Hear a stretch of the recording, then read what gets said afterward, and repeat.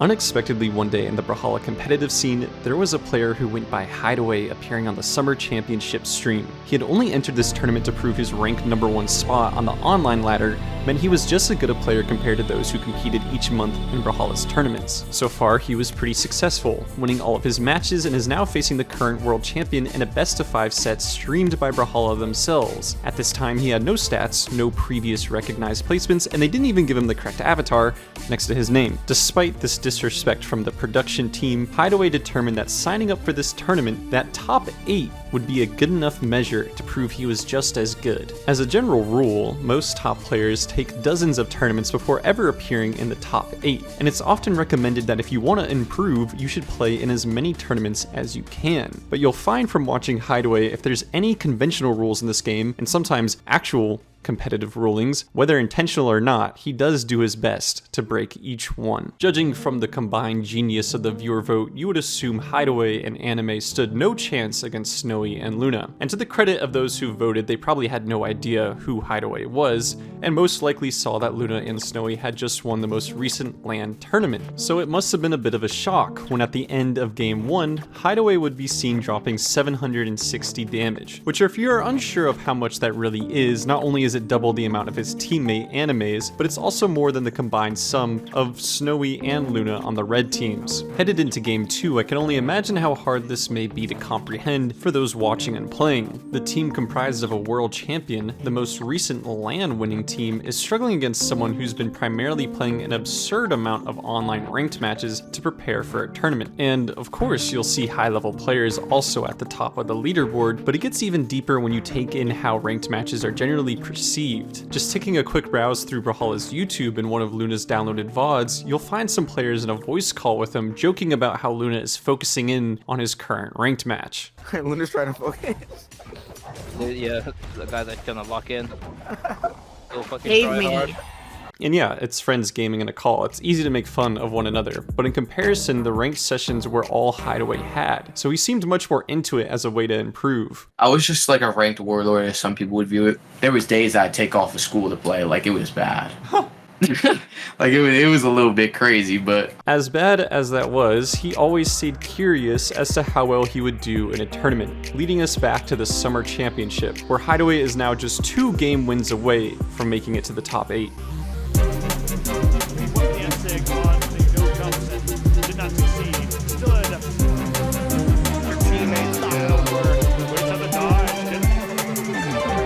Up 2 games to 0, the viewers and casters are watching something hard to comprehend. But nothing is over yet, because past the open pool section of a tournament, games swap from a best of 3 to a best of 5 set format. And this gives teams a bit more time to develop a solution if they feel like they're being overwhelmed like Luna and Snowy are currently. Really, only the best of teams can make the quick adaptations to bring back a set with the added matches. But this concept is extra special considering that in the ranked mode of Brawlhalla, it's never more than a best of 3. So where Hideaway would have already won this set, he now has to push forward for one more match, but something is looking off. Luna, being a consistent top 1v1 player for a long time, makes good use of this as he chases Hideaway off stage in the beginning of the match. Now ideally, Anime would be able to hop off stage and interrupt the interaction. He struggles to find any means of stopping Luna from knocking out Hideaway. Focusing on one target at a time, the red team is making much better use of following up on each other's attacks, with numerous successful follow-ups and constantly interrupting chances of their own teammate getting knocked out. Snowy and Luna take over game 3, and we see one of the scariest parts of playing as a team in a tournament. At the end of the match, you're given numbers as a report towards how well you did. The steep gap between Hideaway and Anime's damage definitely would cause for some uneasiness moving forward as to how much Anime actually contributed. Now, I'm not blaming Anime, while it would be kind of easy to do, especially since headed into the next match, Hideaway and Anime lose again. Anime's damage numbers still a bit lower than he'd hope, and this begins a bit of a downward spiral. The feeling of being so close to top 8 is beginning to fade out quickly, and headed into game 5, even the casters point out how the blue team continues to crumble. But I can't believe he threw his cannon away there. That was so risky, and he might not only lose the stock, but cause his teammate damage. Anime spent an entire 30 seconds with that weapon, and now Hideaway is going to take a ton of damage. This is huge for the red team. This is a meltdown now of Anime and Hideaway. Now personally, I have never heard a caster be that upset by a misplay before. It was a little scary, but that did feel like the final note for this set, and the winners would be Snowy and Luna. With Hideaway and Anime sent to losers. However, Hideaway doesn't really care, because he top 8s anyways. Going game 5 with the best usually means you'll have no problem dealing with the team in the losers bracket, and seeing that he's still in the tournament and much more capable than he may have realized, they keep playing. Now, as I've said before, the Brawlhalla viewer vote is a collective amount of genius, who after just watching one set of Hideaway, they are convinced that he'll win his next set against Truck Stop Burrito and Daddy Hizo. Some very interesting names. They do actually lose the first match. Not only does Hideaway drop his true combo, which to be fair only took me 11 different tries to hit it in the training room, but Anime then dies to one of the slowest weapon throws I have ever seen. Trading games back and forth, we're seeing a reoccurring familiar low damage come out from Anime. However, in Anime's defense, it's worth looking into Hideaway's own playstyle. He's rather self-preserving. Most of the time we notice Anime being the one to disrupt the center of the stage, constantly trying to hit Hizo or Truck Stop, while Hideaway likes to choose his engagements more tactfully with the space that he's given to him by his teammate. This does make it so that the majority of the team's damage does come from Hideaway's ability to make sure to get the last hits in each engagement, and this sort of playstyle would be favorable if someone spent with a lot of time playing in the rank queue with various teammates against random people. Keeping your own self alive is what matters the most, and playing against the teams in the top 8 of this tournament would be no different.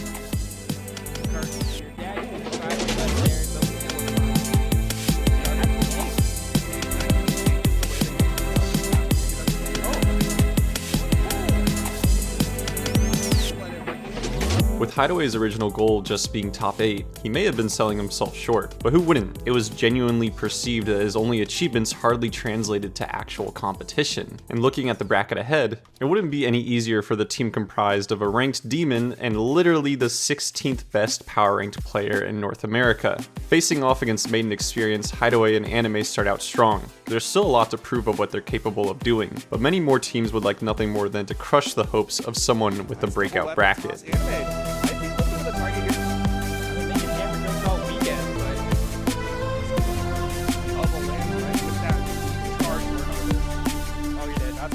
Right now, like, I don't know what's going on in Maiden Experience's head. Chronics, we'll play something else, we're better. But there's also another world where Experience is like, he's getting a little tilted. In Hideaway's first major tournament run, he's already found himself amongst drama and the competitive scene. The team composition he's running alongside Anime consists of Cross and Onyx, or more commonly called Chronix. It was believed to be one of the strongest team comps possible at this time, and was so popular players like Maiden Experience became tired of facing it. However, when it came to winning games, Hideaway at the moment could care less about being judged for a meta pick. In fact, it seemed his willingness to win regardless of judgment separated him from the other top players. Get back. Gets caught by the On second stocks. Yeah, definitely not what they were looking for. Ideally, looking like that might be the case as he eats this recovery, and that's going to be Maiden Experience. Already in the next set, the commentators are mentioning the blue team of Hideaway and Anime moving into the top 3 of the tournament. This is despite them not even being done with their current set, and it's kind of easy to see why. 30 seconds into the second match, the players Boomy and Sandstorm have already been knocked out by the blue team with the quick team combo. This is followed up with numerous praises thrown towards Hideaway. Oh, Hideaway's movement was so crazy. Did you see that sideline chase dodge? Yes. Diagonal down? Not only remarking his movement, but the ability to lock down an opponent in a 2v1, only making it more interesting that the commentators would stop at just top 3. Why not say grand finals at this point, cause surely any other team in losers would be no problem. Well, I guess that would have to be except for just one, the team they've already lost to. As you may have figured out with Hideaway losing and being able to continue to play, these are double elimination brackets, allowing for the rematch and final showdown of Luna and Snowy versus Hideaway and Anime. Headed into the match, Hideaway has to deal with something he's been afraid of for a while now. Spending so much time in the rank queue can drive anyone crazy, especially when your average high-elo matches sound like this. To find out the hard way. Oh, you just had to find out the fucking hard way!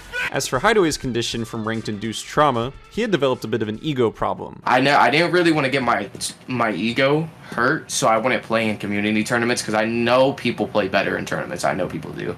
So it would always make me like feel safer and better about myself knowing that people can't beat me in ranked, but I'm scared that if they do in tournament, then I won't feel better about myself and it would make me less confident. In his mind, having not lost to these players in any official competitive format helped him see himself as better than everyone else. Looking at this from Hideaway's perspective, it's easy to see how maybe he'd protect his ego in this way, but there is no hiding from it in an actual tournament. The loss lingering over their heads, Hideaway and Anime now face their biggest challenge again.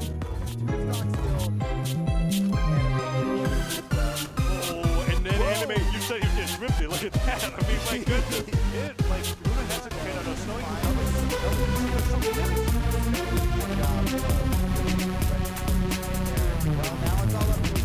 Already the matches in this set are much closer. Trading games back and forth, Hideaway and Snowy take turns doing the most damage in the lobby. And in a set as close as this one, it can all come down to one critical moment. When watching the 2v2 mode of Brawlhalla, it's always interesting the players seem to become more aggressive, of course this despite them needing their teammate alive to win. So in game 5 of the set where everyone's at red health besides Snowy, I'm sure Luna may have wished his teammate didn't make this next play. And one fatal error, Snowy goes for a ground pound against Hideaway, who then immediately counterattacks him. You can see the panic set in to Luna, who then helplessly whiffs his own ground pound trying to help, and this transpires into Hideaway knocking out Snowy. The chat is in disbelief by the rapid events that just transpired, and the World Champions team is now out of the tournament. With the biggest perceived threat now knocked out of the tournament, it's time to meet the team that put them in the loser's bracket. Java and Fakey have been gaining the favor of the spectators as they were attempting to improve upon the Cross and Onyx team composition. Java would be Jala, who is now currently Finn from Adventure Time, and Fakey would play Kaya. With a relatively similar stat line, Kaya was to replace Onyx with her ability to disrupt the middle of the stage but take a lot of damage, while Jala substituted Cross as another heavy hitter, but she's also well known to be somewhat of a glass cannon character. With Hideaway and Anime coming from the loser's side of the bracket, they would have to win 2 sets in order to win the championship. Stock, this is, it's about to end and we have no idea. It's making Johnson really dodge the stage. Just kidding. He was balling it out. That was scary. Keep combo to Hideaway. Can he get it down 6 centimeters without going down? Somehow Chase dodged off this time. Down basically. I mean, the best move is sliding the charge animation to slide, dancing through. After now officially beating every best team in the tournament for at least one set, still having to win another one may have been too demanding for us to expect. Even for the seemingly all-powerful breakout bracket hype train that had begun, that too was starting to run on fumes. Coming down to the final stocks of the last match of the second set, it was apparent that Hideaway and Anime's performance was slipping rapidly. A simple set of follow-ups would knock them both out. And this would start 2 things that day for Hideaway. A bitter but unrelenting feeling towards approaching grand finals on the loser's side, and an insatiable thirst for winning a major tournament, now that he saw just how close he was on only his first attempt. His next chance would be at the Autumn Major Championship. As this is the last major tournament of the year before the World Championship, all the top teams are hoping to carry their momentum over by winning it, and it seemed like no one had more potential than Hideaway and Anime. In their first stream match against Maiden Experience, we do see one familiar threat to the team. The occasional steep performance difference between the 2 players was still awfully apparent. Oh my god, did you see the damage?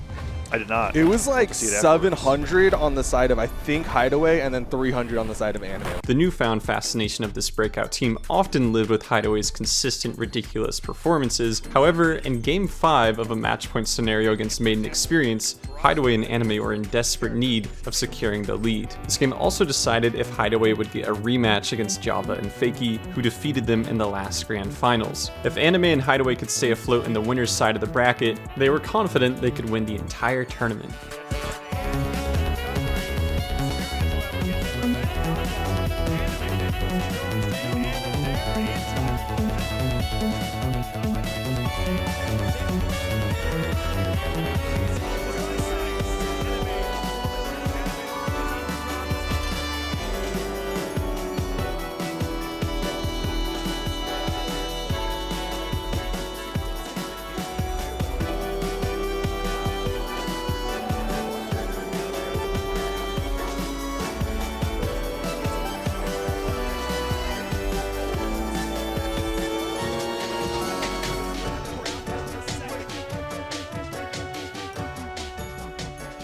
After the match concludes with Hideaway and Anime winning 3-0, you can see in the post-game lobby where all the names have gone dim. Except for Hideaway's. His name remains slightly more blue, meaning he never left the lobby, probably to soak in the fact that he just got rid of what was thought to be his last roadblock between him and winning a major tournament. All that was left was making it to grand finals on the winner's side. After defeating Java and Fakey, what should have been a minor bump in the road was turning into a rather tense set of matches. Facing the players Meg D and Radish, each game in the set has come to a crawling pace at the end of the match, with a slow burn as to who wins and loses.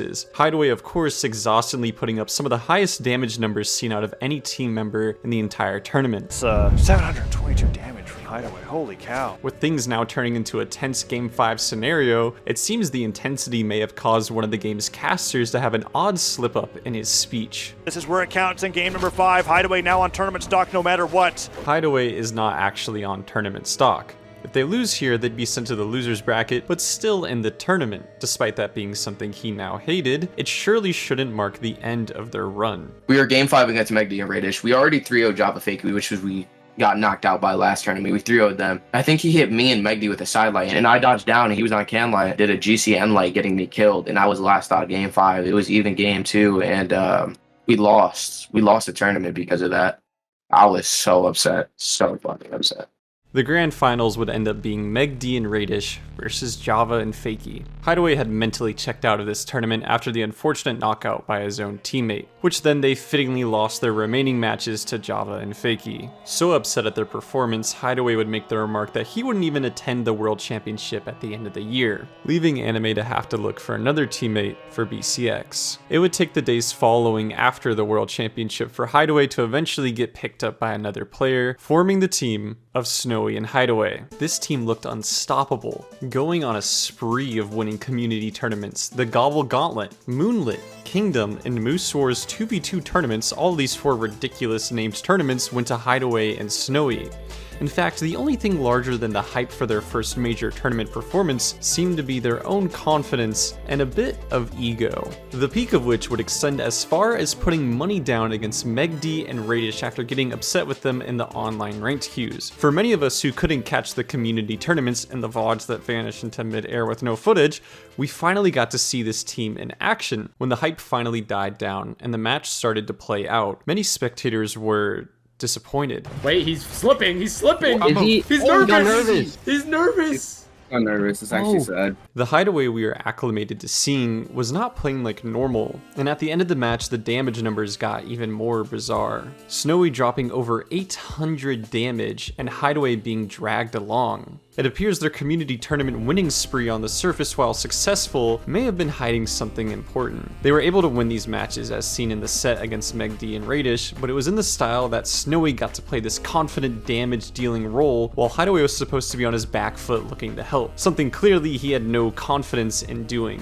They end up winning the money match, not to many people's surprise. And with Snowy making the most of his hard-fought victory, he expectedly hardly mentions Hideaway. What was truly unexpected came 2 weeks before their first planned major tournament, when Hideaway is dropped from the team before the Winter Championship. As quickly as what was one of the most promising teams formed, they fell apart. Hideaway fastly scrambles to form a team with a player named Balloon Boy. And it seems Brawlhalla's rule breaker certainly has found an interesting first year of competition. From being the breakout player to splitting his team in half and now getting his hopes shattered by a former world champion, he's clearly suffered some repercussions of forming his own path. To make matters even worse, Hideaway and Balloon Boy's first tournament together would result in a hard-fought 4th place, his lowest placement yet. They met their demise, of course, to Java and Fakey, a team that Hideaway continues to struggle against. The Winter Championship resembled a great time of change in the competitive scene. The Grand Finals showed off experience in Zen, an actual functioning super team winning the tournament. In the following Spring Championship, Java and Fakey would win again in Grand Finals against Hideaway. And while it's easy to fixate on their repeated losses just at the finish line, Hideaway and Balloon Boy were determined to keep playing, signing up for the Summer Championship. It looked as if the second place from the Springs Major had given them enough confidence to try and make this work. Despite being written off in the pre-show as a group of players who just needed more time practicing together, we have to remember, Hideaway really never cared about what he was supposed to do. They wanted to play their best regardless of previous tournaments, and even more so, they wanted a rematch against Java and Fakey. They would get their chance against power rank number 1 and 2 in winners semifinals. They at least have finally given Hideaway an avatar, but not only is it the incorrect character, but it's tucked behind Balloon Boy's. Regardless, the focus focus was on the match. Would Hideaway be able to move on past this mental barrier, or would he always stay scared of those who were able to show him where his skill ceiling really ended? Well, first of all, you should be watching, and secondly, you should be listening.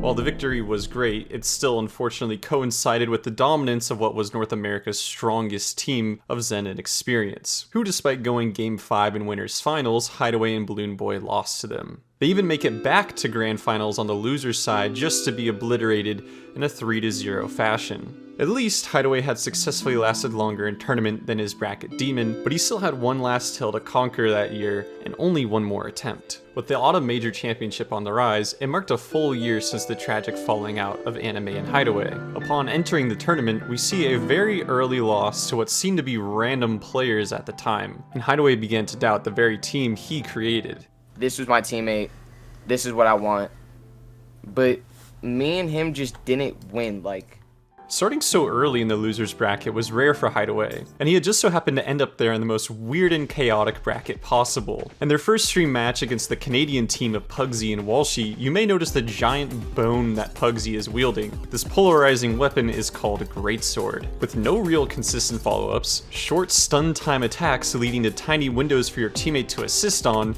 and its long string-like attacks opening up as an easy punish opportunity for the other team, this weapon was the antithesis to Hideaway and Balloon Boy's more meta 2v2 approach. However, it seems like this was just what they needed. Having to focus on this peculiar team composition dragged Hideaway's mind out of the gutter and put it onto the match. Refusing to lose the Greatsword, they figure out focusing Walshy is a simple but effective solution and end up beating the odd team 3-0. The momentum would lead them to move up in their bracket past Levitating and Rise, and then finding Halo Prince 7 and Hexo, whose entire strategy revolved around trading stocks in a suicide attempt against the other team. Oh my gosh!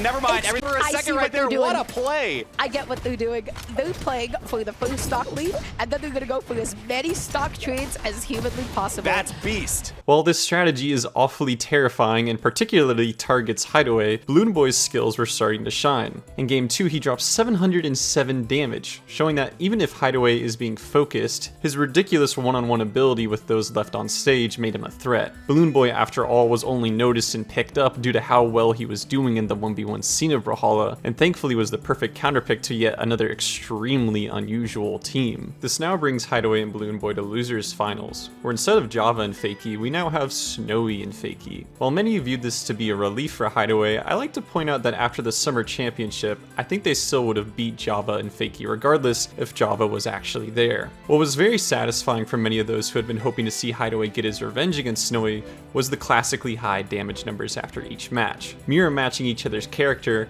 Hideaway was clearly gunning it for Snowy. In the third match, this does actually bite back against him, being so eager to knock him out, but they thankfully would wrap up the set in the following game. Loser's side Grand Finals. Hideaway has been at this exact position 3 times now. The super team of Experience and Zen are undefeated on the winner's side, hoping to win their 3rd major title before BCX. Hideaway wanted this win more than anything. For so long he had been written off prior to ever competing, and had suffered being so close to victory so many times. As competition is forever unforgiving, and they're on the loser side of the bracket, I'll remind you, they would have to win 2 sets in a row to be the winners of the major tournament. Again? Hideaway! Are you kidding me? Hideaway! No shot!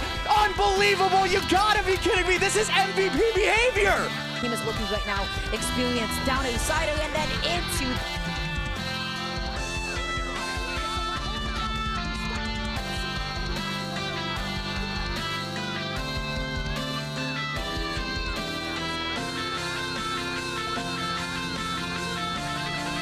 start. I can't believe what's happening. Zen finds the interruption. Hideaway gets the stock onto Zen. He falls. The side stick didn't come out either. Oh my god, Balloon Boy off stage! I told everyone, but that's the end of it! It's gonna be Autumn doubles for the first time ever! Balloon Boy and Hideaway find the gold medal! After their win over Zen and Experience, you may be excited to hear it didn't stop there. Hideaway and Balloon Boy have now won 2 major tournaments, winning the Winter Championship in the following year. In typical Hideaway fashion, of course, he does one last thing that would go against what everyone would advise, and he drops Balloon Boy in hopes of finding an even better teammate. Now, as ridiculous as that sounds, hopefully by now, we'll know that Hideaway will only continue to break the rules that everyone else seems to follow. You can find all these different tournaments and players by supporting and watching Brawlhalla's Twitch streams. If you made it all the way to the end of this one, thank you for watching.